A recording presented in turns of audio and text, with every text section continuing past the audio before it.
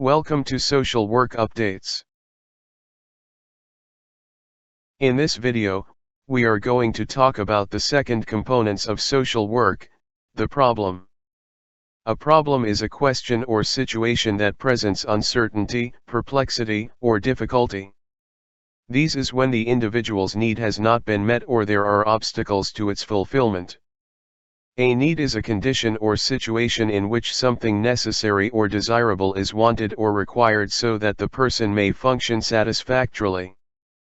The basic needs of every human being are food, shelter, and clothing. For many social welfare clients in the Philippines, these are the problems they bring to the social agency when requesting for help because they are unable to meet these needs satisfactorily without assistance. This inability to take care of oneself, or to at least meet one's basic needs, may cause the person to experience frustrations and disappointments. Then he becomes maladjusted or simply gives up, and so effectiveness to deal with it is diminished. For a situation to be problematic, the person experiencing it must feel discomfort about it. It could be material, physical, social, or even emotional. It may not be the major or real problem or the basic cause or factor of the client's present difficulty, as later explorations may reveal. However, at the moment it is a problem insofar as the client is concerned because it disturbs or hurts him in some way and he would like to mitigate it or, at best, get rid of it. Listed are the problems most often presented to social workers in the Philippines. Number 1. Lack of economic and social resources. This is the major problem often found in many third-world countries. Specifically, it refers to the total lack of income or a very inadequate one. It means lack of the basic necessities of life, food, shelter, and clothing, because the person has no means of livelihood, work, or a job which would assure him of an adequate and stable income. Beyond the family unit, there are other problems in the environment which compound the lack of income.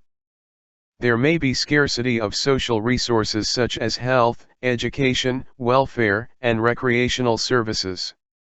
Also, the lack of potable water, electricity, good roads, and transportation. Housing is also a major problem in urban and semi-urban areas. These prevailing conditions are worsened by the poor people's awareness that there is a big gap between the rich and the poor, by income inequalities, and the lack of job or work opportunities. These deficiencies in tangible means and resources restrict and thwart the ambitions of people and limit their abilities to relate to others.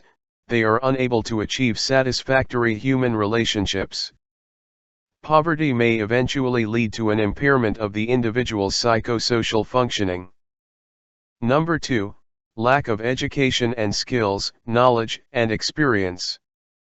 Lack of education and employment skills close the door to better job opportunities for many Filipinos.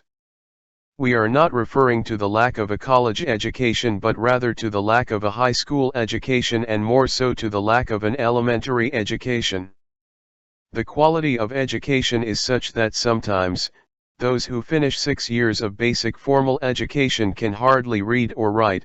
Those who drop out after 2 or 3 years forget later the rudiments of reading and writing. This lack of education prevents them from moving on to better job opportunities which require semi-skilled or skilled manpower. Many vocational or technical education programs require a high school education. A skilled mechanic or electrician must at least be a high school graduate. Factories employ only those who can read and write so that at least they can read, understand, and follow or obey instructions.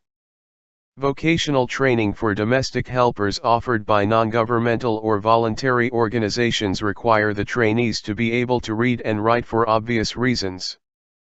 Lack of an appropriate education may prevent an individual from acquiring better employment skills, which in turn will be an obstacle to his landing better job opportunities. This is a problem often encountered in their clients by social workers.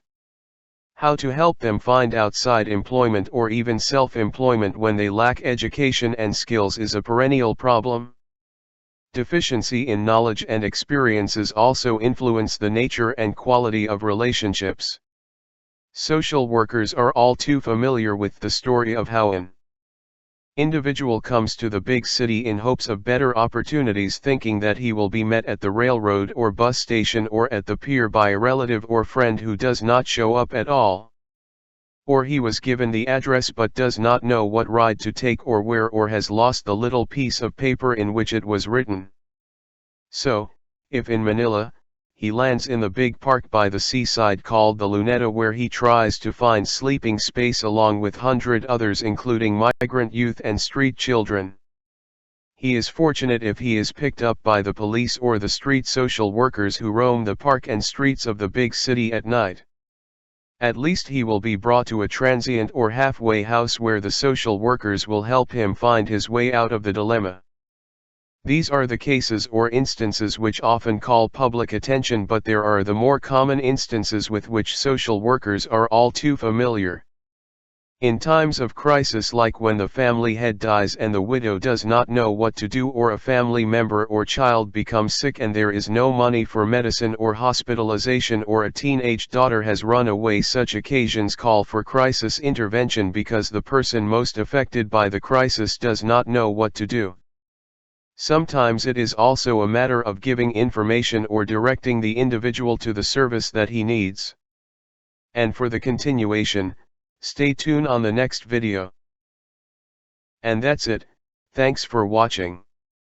For more social work updates, please watch and like the video, hit the bell and subscribe to my YouTube channel.